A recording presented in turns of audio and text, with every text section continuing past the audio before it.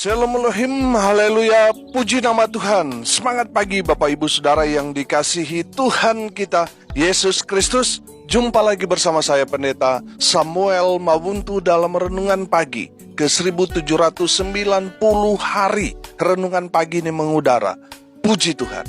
Bapak Ibu Saudara yang dikasihi Tuhan, sebelum kita mengawali segala aktivitas kita di pagi hari ini, mari kita buka hari ini bersama Tuhan dengan mendengarkan firman Tuhan.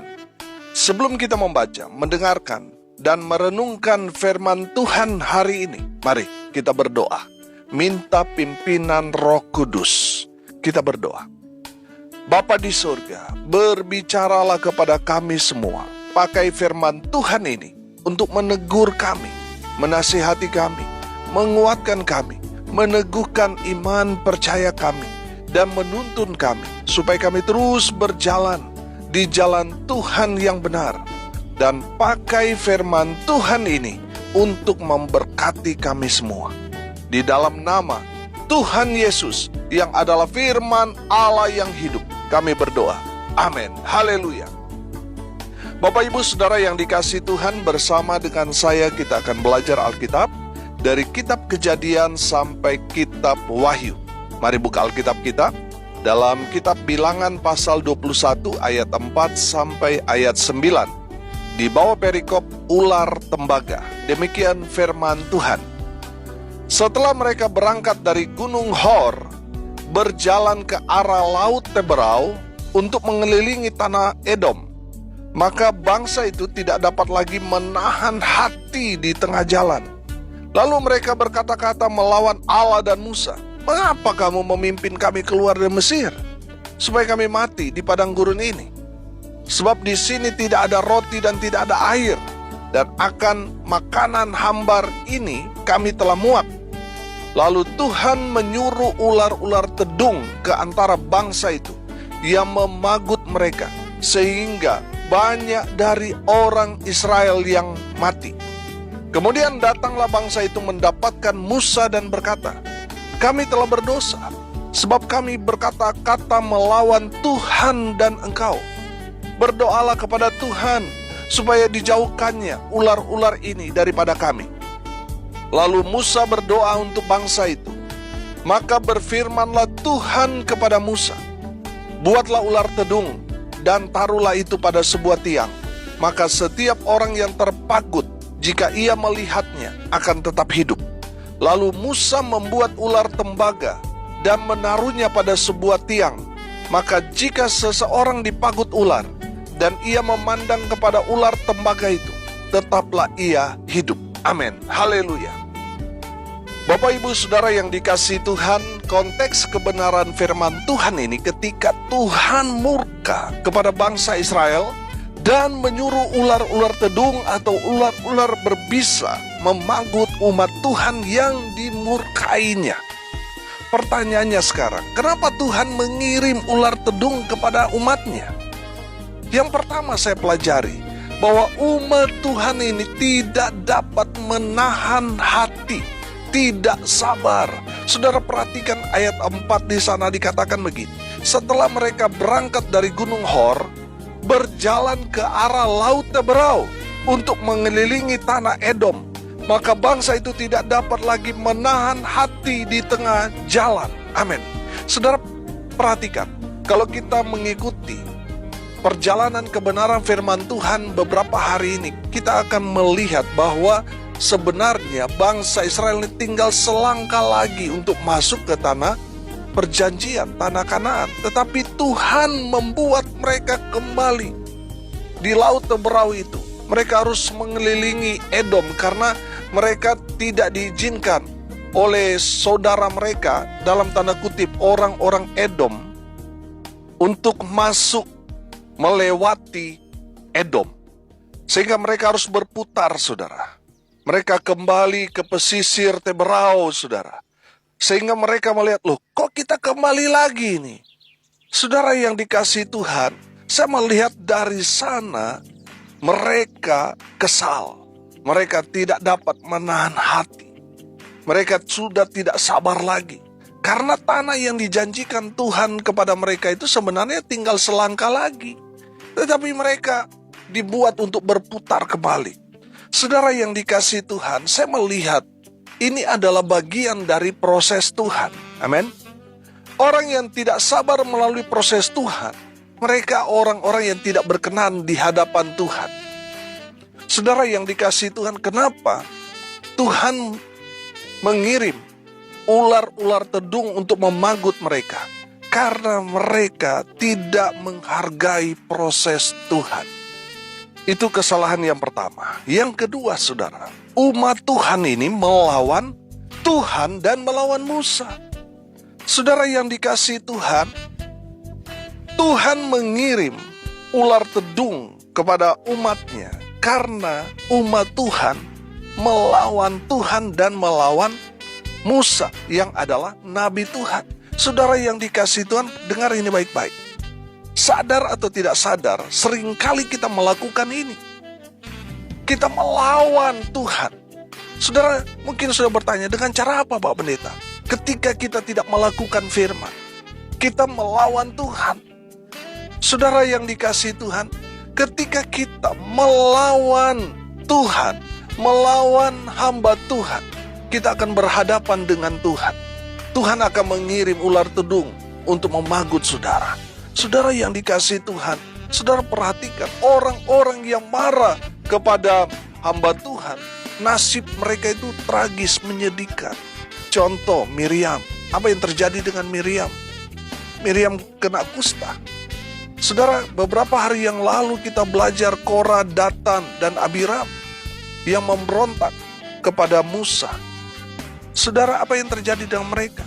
Mati, ditelan hidup-hidup oleh tanah, dan sisa pengikut-pengikutnya dibakar habis. Kenapa? Karena melawan Tuhan dan melawan hamba Tuhan. Konteks pada saat itu, melawan hamba Tuhan itu sudah sama artinya melawan Tuhan. Saudara yang dikasihi Tuhan, konteks sekarang ini, ketika kita tidak mau melakukan firman yang adalah perintah Tuhan, itu artinya kita melawan Tuhan. Di saat kita yang adalah jemaat, majelis, terus diperintahkan untuk melayani oleh otoritas di atas saudara yang adalah gembala saudara, dan saudara tidak melakukan apa yang menjadi perintah gembala saudara, saudara sama artinya saudara melawan Tuhan. Saudara yang dikasihi Tuhan, kalau kita belajar kebenaran firman Tuhan, di sana kita akan temukan bahwa intisari dari segala perintah Tuhan, Tuhan mau saudara taat pada firman. Amin. Taat pada perintah Tuhan dan taat pada pemimpin rohani saudara, otoritas di atas saudara. Kalau dalam kehidupan saat ini, otoritas atau pemimpin rohani, yaitu mereka yang mengembalakan jemaat, mereka yang mengembalakan saudara. Dengarkan mereka, karena di saat kita melawan mereka, kita sama artinya melawan Tuhan. Perhatikan ayat 5a. Lalu mereka berkata-kata apa? Melawan Allah dan Musa. Saudara yang dikasihi Tuhan, hamba Tuhan yang melayani saudara, mereka adalah hamba Allah. Mereka adalah orang-orang yang Tuhan utus untuk dapat menuntun saudara dalam hal rohani, iman saudara. Makanya hargai, hormati mereka. Mereka telah meninggalkan segalanya dan fokus untuk melayani saudara. Saudara yang dikasihi Tuhan, hormati mereka. Karena Tuhan memakai mereka. Dan tanggung jawab mereka di hadapan Tuhan adalah jemaat. Saudara, kesalahan dari jemaat ditanggungkan kepada nabi ini. Saudara, kalau mau belajar tentang suku Lewi beberapa waktu yang lalu kan, dosa daripada 11 suku itu akan ditanggungkan kepada suku Lewi. Makanya suku Lewi itu harus menjaga kekudusan umat Tuhan. Haleluya. Saudara yang dikasihi Tuhan, hargai dan hormati hamba Tuhan yang melayani saudara. Karena melawan mereka sama artinya melawan Tuhan. Dan kita sudah lihat akibat dari melawan Tuhan apa? Dipagut ular tedung. Saudara yang dikasihi Tuhan, yang ketiga kita belajar dari firman Tuhan ini, kesalahan yang ketiga, umat Tuhan itu bersungut-sungut. Saudara lihat ayat 5b di sana. Mengapa kamu memimpin kami keluar dari Mesir, supaya kami mati di padang gurun ini? Sebab di sini tidak ada roti dan tidak ada air, dan akan makanan hambar ini kami telah muak. Saudara yang dikasihi Tuhan, Tuhan itu membenci sungut-sungut. Ketika umat Tuhan bersungut-sungut, wah, murka Tuhan langsung menimpa mereka. Jadi saya mempelajari dan mengambil satu kesimpulan tentang sungut-sungut. Sungut-sungut itu hanya memancing murka Tuhan. Saudara yang dikasihi Tuhan, stop sungut-sungut, stop mengomel. Syukuri saja apa yang Tuhan sudah berikan kepada kita. Saudara, kalau kita mempelajari perjalanan bangsa Israel, 40 tahun mereka berputar-putar di padang gurun. Dan kita tahu situasi di padang gurun itu tidak ada tanaman hijau, tidak ada sayur mayur di sana, saudara. Tidak ada kehidupan di sana. Tapi Tuhan pelihara mereka selama 40 tahun. Tetapi saudara perhatikan, bangsa Israel tidak bersyukur atas pemeliharaan Tuhan itu. Mereka malah membanding-bandingkan apa yang Tuhan sudah berikan kepada mereka dengan apa yang mereka terima di Mesir.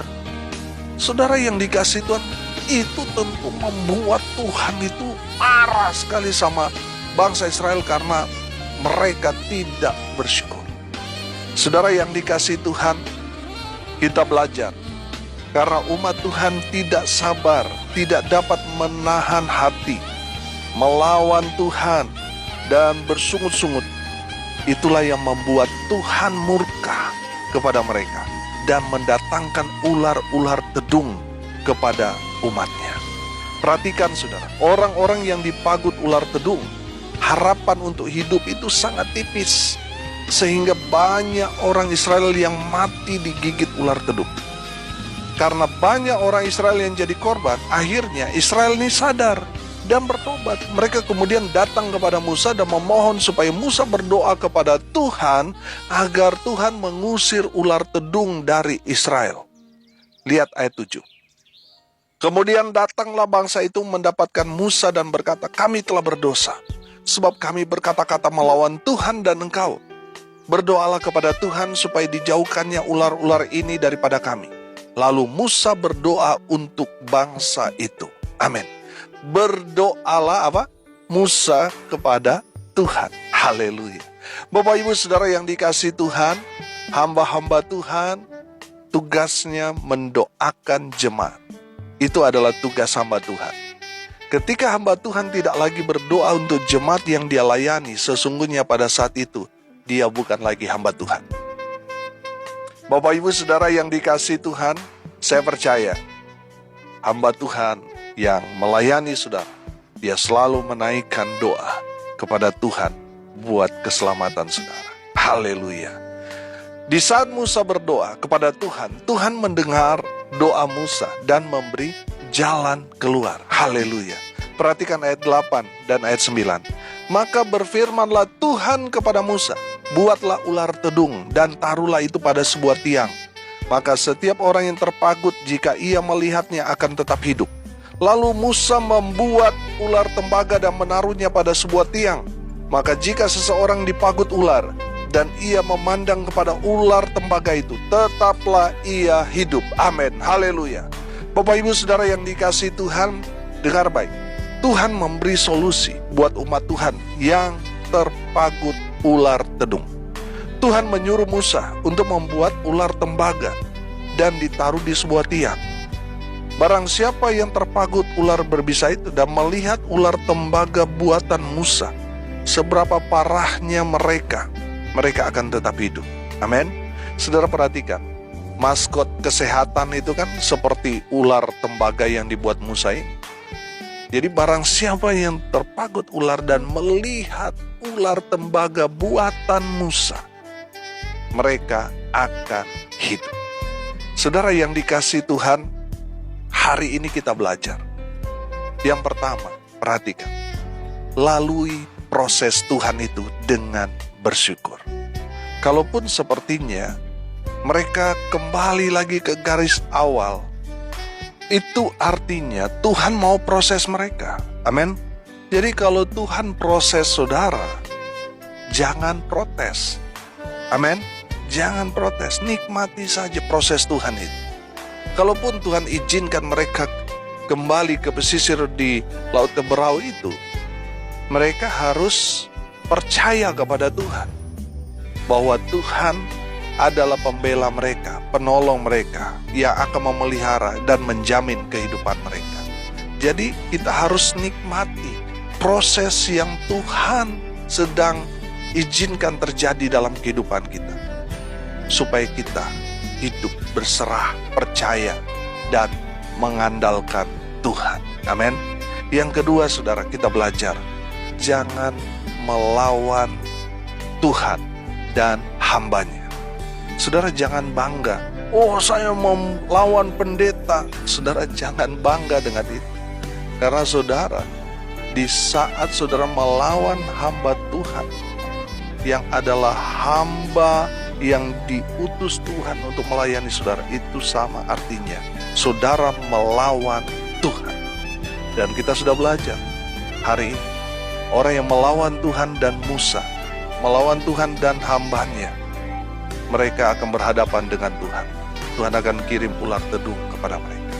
Saudara yang dikasihi Tuhan, yang ketiga kita belajar, barang siapa yang melihat ular tembaga buatan Musa, mereka akan tetap hidup. Dan ular tembaga ini adalah gambaran Tuhan Yesus yang mati di atas kayu salib, yang bukan hanya memberikan kehidupan, tetapi memberikan hidup yang kekal bagi mereka yang percaya kepada Yesus Kristus yang adalah Tuhan. Mereka mempunyai hidup yang kekal. Tadi saya katakan bukan hanya memperoleh hidup selamat atau sehat, tetapi memberikan kepada kita hidup yang kekal. Amin. Saudara yang dikasihi Tuhan, pertanyaannya sederhana. Percayakah saudara kepada Yesus Kristus yang 2000 tahun yang lalu mati tergantung di atas kayu salib? Kalau saudara percaya kepada Yesus Kristus adalah Tuhan dan Juru Selamat kita, kita percaya sungguh-sungguh, maka kita diselamatkan. Amin. Haleluya. Bapak Ibu Saudara yang dikasihi Tuhan, lalui proses Tuhan. Kalaupun Tuhan izinkan kita mulai kembali dari nol, saudara, mulai lagi dari awal, saudara, saya percaya Tuhan tidak pernah meninggalkan kita. Tuhan izinkan itu terjadi karena Tuhan mau proses kita. Jangan melawan Tuhan, lakukan firman Tuhan. Apa yang diperintahkan Tuhan, kerjakan, lakukan itu. Dan jangan memberontak kepada hamba Tuhan. Yang ketiga kita belajar, saudara, ular tembaga itu adalah gambaran Kristus Yesus Tuhan yang mati di atas kayu salib, yang memberikan kepada kita keselamatan, yaitu hidup kekal bersama dengan Bapa kita di sorga. Amin. Mari kita berdoa. Terima kasih Bapa di surga atas kebenaran firman yang sangat memberkati kami. Berkati semua pendengar dimanapun mereka berada. Tuhan memberkati hidup mereka. Masa muda mereka diberkati, rumah tangga mereka diberkati, usaha pekerjaan pelayanan mereka diberkati, dibuat beruntung dan berhasil dalam nama Tuhan Yesus. Hamba berdoa, biarlah berkat Tuhan terus mengalir kepada semua pendengar. Mereka yang sakit Tuhan sembuhkan oleh bilur-bilur darah Yesus, sembuh. Mereka yang lemah dikuatkan, mereka yang berduka cita diberikan penghiburan. Hamba berdoa biarlah berkat surga turun memenuhi semua pendengar. Bapak Ibu Saudara yang dikasihi Tuhan, arahkanlah hatimu dan terimalah berkat dari Tuhan Yesus. Tuhan memberkati engkau dan melindungi engkau. Tuhan menyinari engkau dengan wajahnya dan memberi engkau kasih karunia. Tuhan menghadapkan wajahnya kepadamu dan memberi engkau damai sejahtera. Di dalam nama Tuhan Yesus, sumber segala berkat, Bapak Ibu Saudara yang percaya diberkati Tuhan, katakan amin. Puji Tuhan. Bapak Ibu Saudara yang dikasihi Tuhan, kalau saudara merasa diberkati melalui renungan pagi ini, bagikan juga kepada saudara-saudara yang lain, supaya mereka juga diberkati. Karena untuk itulah kita dipanggil, untuk jadi berkat. Kalau saudara mau konseling, mau sharing, mau didoakan, saudara bisa japri WA saya di 081 337 491 360. Saya bersama hamba-hamba Tuhan akan berdoa buat saudara, karena kami percaya mujizat masih terjadi sampai sekarang ini. Bapak Ibu Saudara yang dikasihi Tuhan, tidak terasa tanggal 20 Juni nanti, bulan depan, audio renungan pagi mengudara ini berusia 5 tahun. Puji Tuhan. Dan kita akan rayakan tanggal 29 Juni. Kita akan buat KKR seperti biasa, saudara. Kita akan kerjakan untuk kemuliaan nama Tuhan. Saudara yang mau ikut di dalam ibadah KKR ini, karena tempat terbatas, saudara bisa japri saya, saudara bisa hubungi saya di 081 337 491 360. Karena tempat terbatas, jadi segera hubungi saya di nomor 081 337 491 360. Haleluya. Salam kasih dari Bali. Saya Pendeta Samuel Mawuntu. Sampai jumpa besok pagi. Tuhan Yesus memberkati kita semua. Haleluya.